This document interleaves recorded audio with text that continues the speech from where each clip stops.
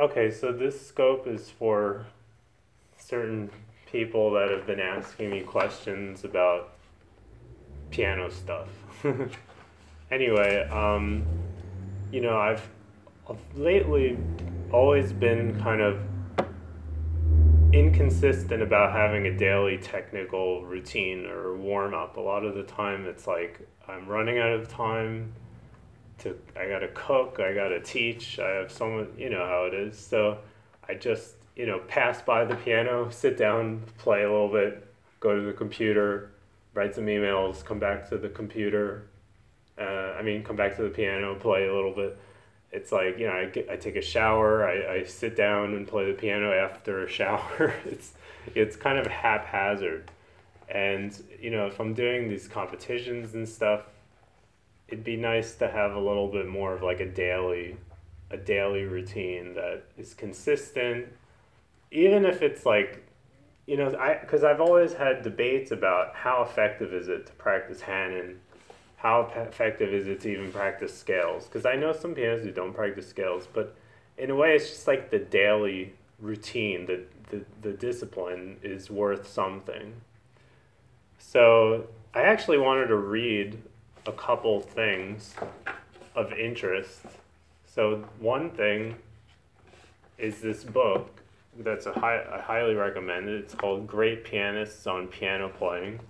Interviews with some of the, mostly from a long time ago. I mean, all of these people are long dead. So these are like the old school people.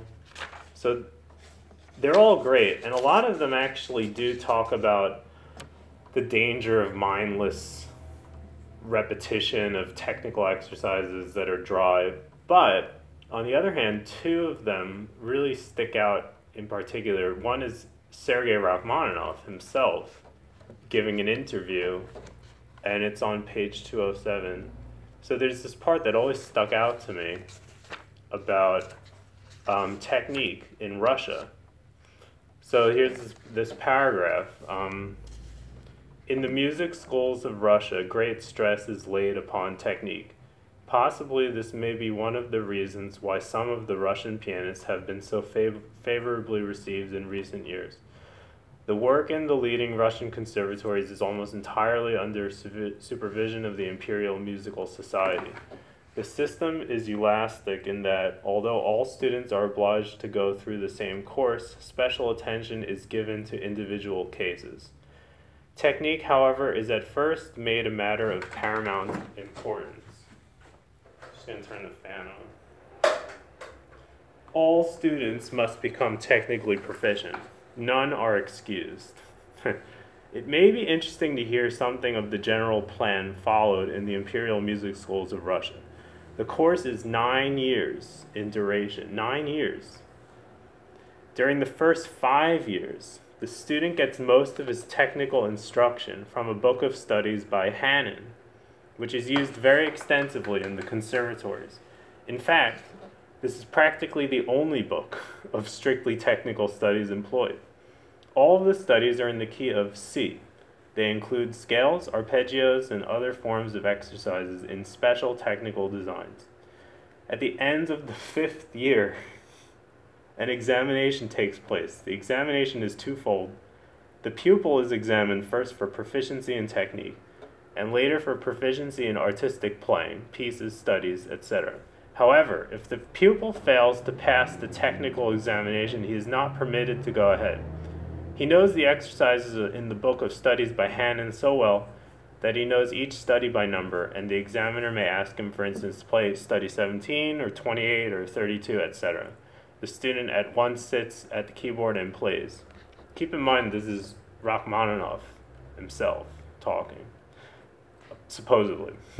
All the original studies are although the original studies are all in the key of C, he may be requested to play them in any other key.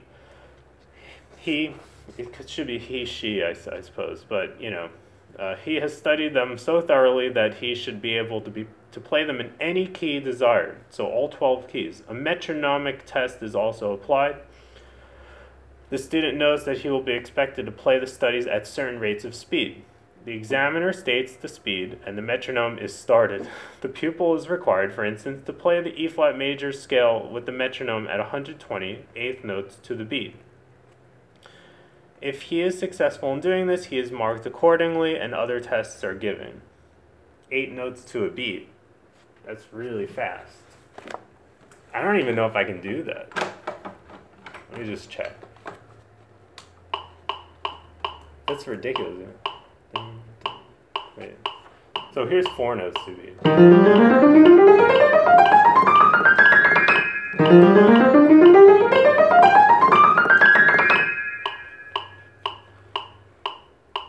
8 notes to a beat? I can't do that.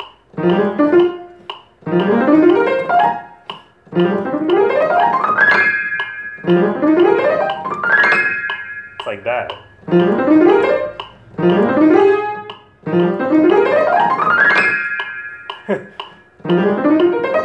I'm not warmed up though.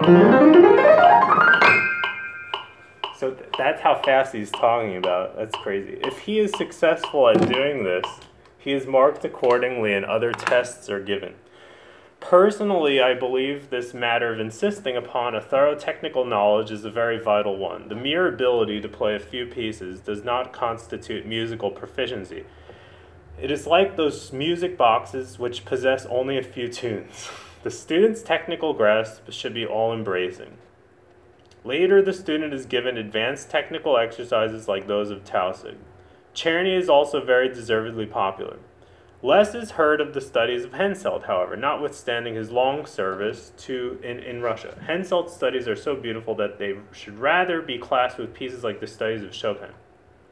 Okay, so you just heard a little excerpt of an interview or an article by Sergei Rachmaninoff called Essentials of Artistic Playing from a book called Great Pianists on Piano Playing. Now, you know, I remember I had several Russian teachers, and one of them, when I told him about this, he was like, that's bullshit, you know, we don't do that anymore, that's draconian, Hanon is a waste of time, and blah, blah, blah, and it's sort of a big debate, you know, but then, what if, you know, Rachmaninoff is a pretty great pianist, you know, and you wonder, like, maybe that contributed to his greatness, like, his technique was amazing. There's another one, too. So another one of the greatest pianists of all time, Joseph Levine, Piano Study in Russia, page 169. Let's see what he says. This is also interesting. The kind of, let's see. Okay, here's the section. Why Russian pianists are famed for technique. So this is Joseph Levine. The Russian pianist is always famed for his technical ability. Even the mediocre artists possess that. And that's true. They all can play, even if you don't think like they're the greatest artists. I do agree with that. The great artists realize that the mechanical side of piano playing is but the basis, but they would no sooner think of trying to do without that basis than they would of dispensing with the beautiful artistic temples which they build upon the substantial foundation which technique gives to them. The Russian pianists have earned fame for their technical grasp because they give adequate study to the matter. This is the part that I like. Everything is done in the most solid, substantial manner possible. They build not upon sands, but upon rock. My Russian teacher used to love quoting that. Even though he wasn't into Hanon, he would always say, foundation built on, not on sand, but upon rock.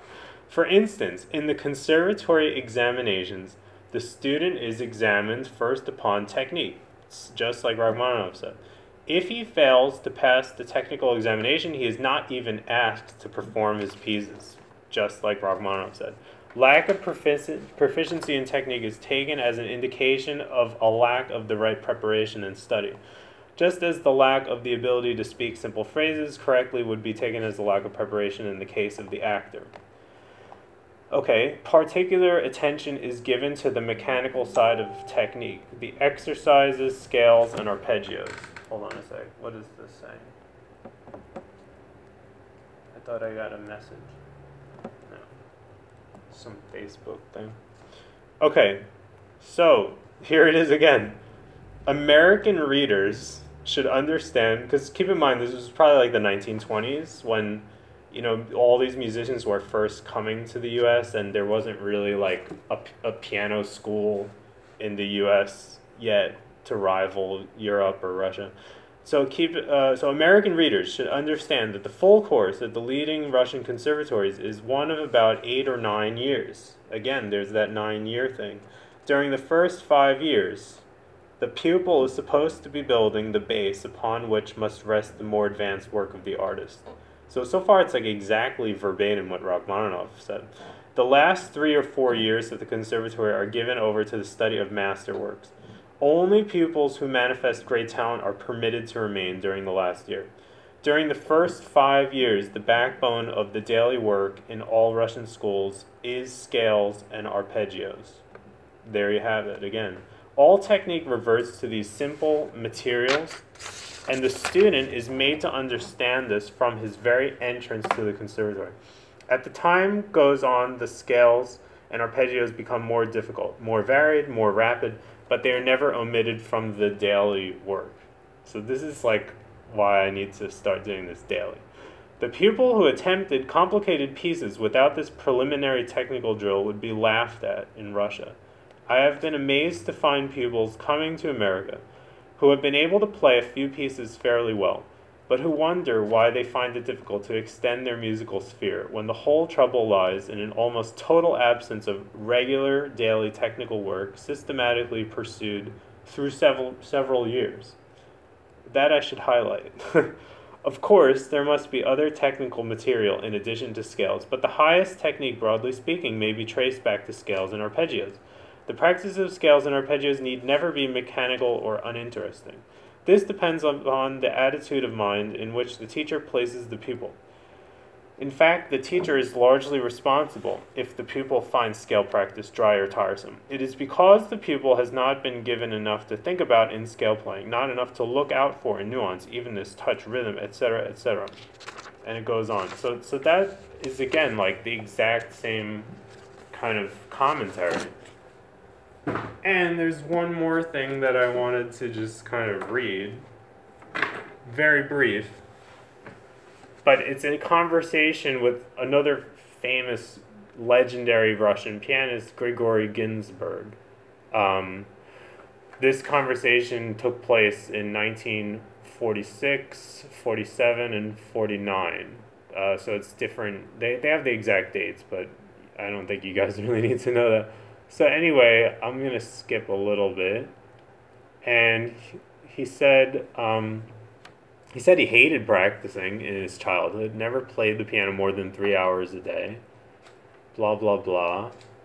Let me skip to the part where they talk about the training. So, he studied with Goldenweiser, who is one of the most famous teachers in the Moscow Conservatory, Alexander Borisovich Goldenweiser. So he says, Alexander Borisovich was very meticulous and demanding in my lessons and always very generous with his time. Sometimes it was difficult for me. Once he was so upset that he threw all my notebooks out of the 5th floor window and I had to run down to get them. That was in the summer of 1917. However, I benefited enormously from these lessons and I remembered them the rest of my life. I cannot judge how correct Alexander Borisovich was in his approach, but he gave me an absolutely fantastic technical foundation. With his meticulousness and methodical approach, he was able to have my technical work reach the greatest of limits. Very few musicians are able to do this work so exhaustively to the very end. I played all kinds of scales with all possible stresses, rhythmic and articulation variations. I really knew all 60 Hanon numbers in all tonalities and could play any of them when prompted with absolute precision. There you go again. We spent a lot of time daily on these exercises, and their mastery was polished to absolute perfection. This military training stopped only, I like how he called it military training, stopped only after entering the conservatory. The rules of admission required passing a technical exam. You would get a ticket with a hand and number and play scales as directed by the committee. At this time, that was in 1917, all these requirements were treated as a formality. So maybe that's what my teacher was talking about. Like at a certain point, this was almost like a formality. I know my teacher had to play Czerny, but he didn't have to do this craziness. But Alexander Borisovich continued this work with me. At the end, it would be hard to say, this is interesting, this part. It would be hard to say now what in my technical skills comes from my natural abilities and what is the result of the relentless drills. I tend to think that the drills help. Alexander Borisovich never insisted on the directions regarding the physical movement of hands. That, to me, is extremely interesting. Never insisted on the directions regarding the physical movements of hands. From my current point of view, I was playing with terribly wrong movements, raising my fingers incredibly high. So he thinks that's wrong now. However, it's funny because my teacher is big on lifting fingers. However, he did not stop this. He would only comment sometimes, "Why do you lift your fingers so high?" I do think it's necessary in the beginning to get some finger strength. And how did the work on, no, so the guy asks, and how did the work on etudes go? Ginsburg continues, I played all of Czerny, all etudes, opus 299 and 740, that's the School of Velocity and the Art of Finger Dexterity, very famous sets. A little less, Clementi Kramer, absolute precision and details in every hand was required. Every detail in a Czerny etude was controlled. Borisovich could enter the room where I practiced at any moment and check. It started mostly in a slow tempo. Borisovich required an absolute adherence to the text. Naturally, no dirt or smudge were allowed. If I was playing in fast tempo, that would mean that everything was studied to the end, finished. Bad habits, practicing fast before you're ready. Something I'm very guilty of. Anyway, it goes on. So, he asked, did you use any special methods, rhythmic variations, exercises in the technical work? He says, of course. Hundreds of various ways, hundreds of variations for each difficult passage, tons of various exercises. Most diverse rhythmic variations were used in different combinations. Borisovich was not very insistent regarding all these methods and did not control all the work as it happened first with the Czerny etudes and then the Chopin etudes and other pieces. In general, further on, he was less and less exacting in terms of the technical work and criticized me more and more for the purely musical aspects. This is interesting, again, what he was saying. Have you used these methods in your own work? And he said, quite a bit. I should say that, as I now recall, this played mostly a psychological role. I thought that if I used a variety of techniques, that would be good. It had to be good. The slightly mechanical process itself comforted me. Maybe it did not produce any results, but if I did not work through a difficult episode in a variety of ways, I had a feeling that not everything was done yet. And one cannot go on to the stage with this feeling. That's very interesting. And that's sort of what I was saying. Like, sometimes I wonder, how much does it really benefit to do all this Hanon and whatever, especially, when it's not, like, that hard for me anymore. But it's almost like the daily routine of working through this stuff. So anyway, all right, I read enough. Now, I'm going to basically go through what a couple of teachers have suggested that I do. One of them is a Cuban-American pianist who studied at the Paris Conservatory. And she's pretty well known, actually. She's recorded all the Chopin etudes and, very lauded for her playing. So the first thing that she started me was these stretching exercises, which to me were like, wow, kind of draconian. But again, like, I think you can't just find the benefit from doing it like one day. You have to do it systematically every day for a long time. So there's flexibility. So the first thing was this one. So I was going to play an octave and then go all the way in with the wrist, like to stretch, and then all the way down, like back and forth. So here, and then There. So then I go to the next one. And I'm using the fourth finger. I'll just do it like 2 times. So you really feel like stretch. So all the way in. And I'm going to go all the way up the chromatic scale. So you kind of curl the fingers in and like roll the wrist as far as it can go, pretty much. And then all the way down. So this one actually I do like it. I should start doing it every day before I start. And I did work out this morning, so it's kind of hard on the hands, like lifting weights and stuff. But I like to think that it toughens me up in a good way. So F sharp now.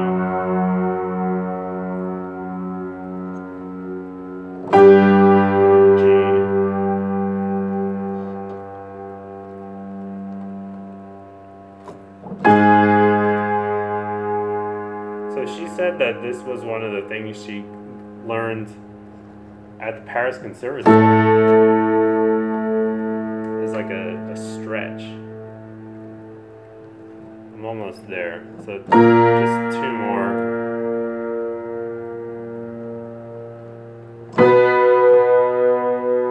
Just rolling in and back. Alright, so that's enough of that one. And then the next one that she gave me was very odd. And this one kind of scared me because, you know, I've always been a little bit freaked out by, like, you know, lifting fingers high, curving them a lot, you know, things that seem to lead to injury. But she was like all for this, and I see her technique is incredible. So I think she says you do these things so that you don't get injured. I don't know. Sometimes I wonder if it's a little bit like, you know, what's going on anatomically. So here it is, though. I'll show it to you. And it's a little bit hard to do on this piano because of the way the this thing is. It's not straight. So you have your hands like really curved like this. Both of them on the wood, actually. And so you start playing like so I'm gonna do one hand at a time. So you have to lift the finger and then like strike. It's almost like a cat striking the key. It's like that. And I remember when she was showing me this, I was like, this is crazy. But she said it helped her. So I don't know. I have to see. The fourth finger is like kind of hard to do. And then the fifth finger.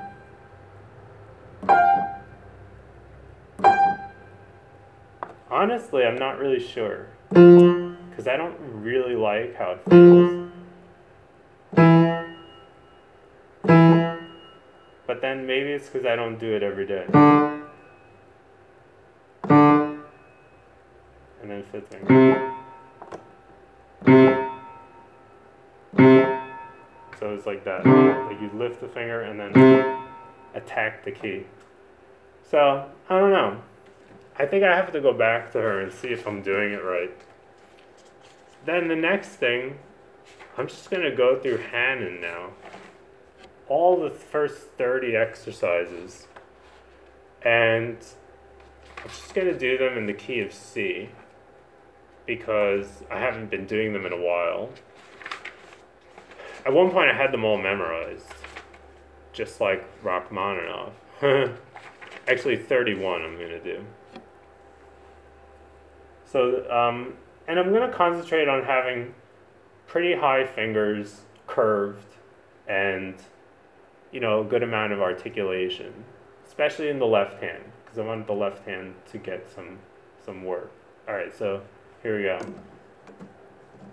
I'm just deciding whether to do it 2 octaves apart. I kind of like it 2 octaves apart. Yeah, let me try that.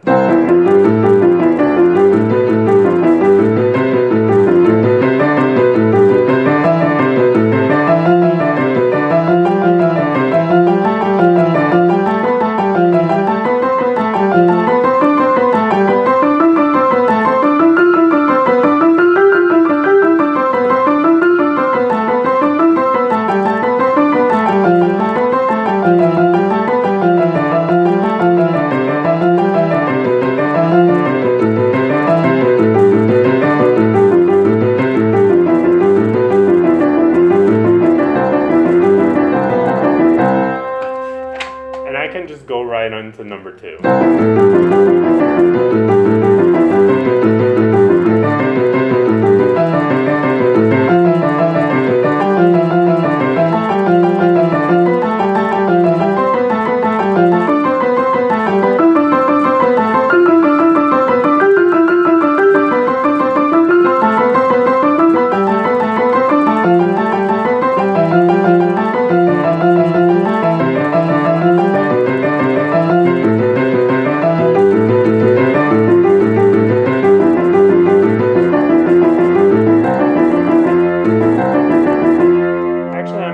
Play 1 octave apart instead of 2. Here's number 3.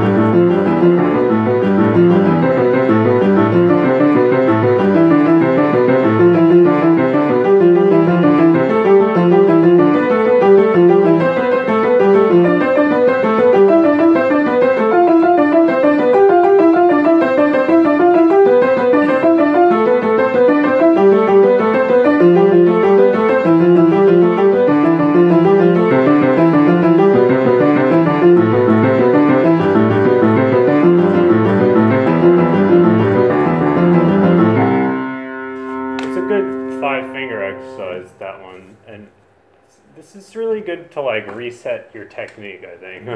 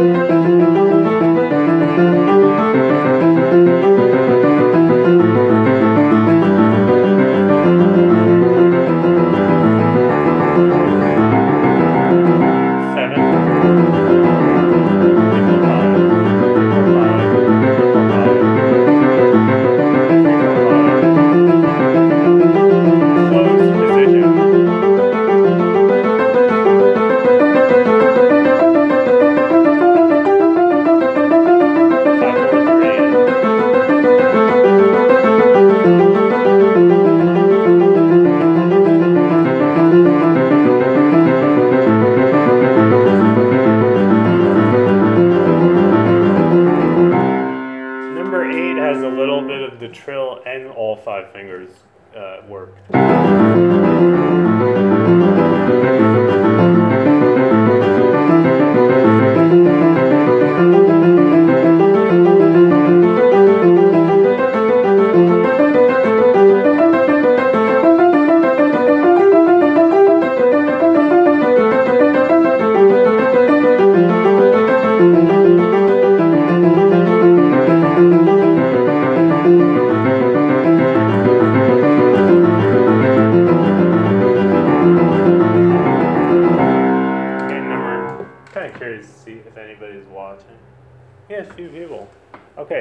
number 9 is more trill exercise.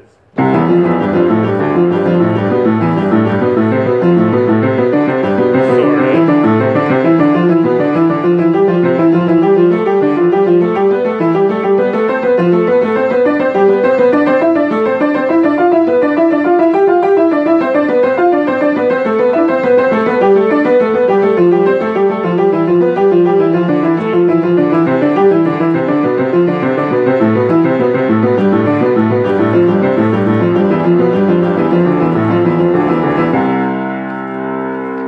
Good to get, precision back to your playing. And they're not that hard.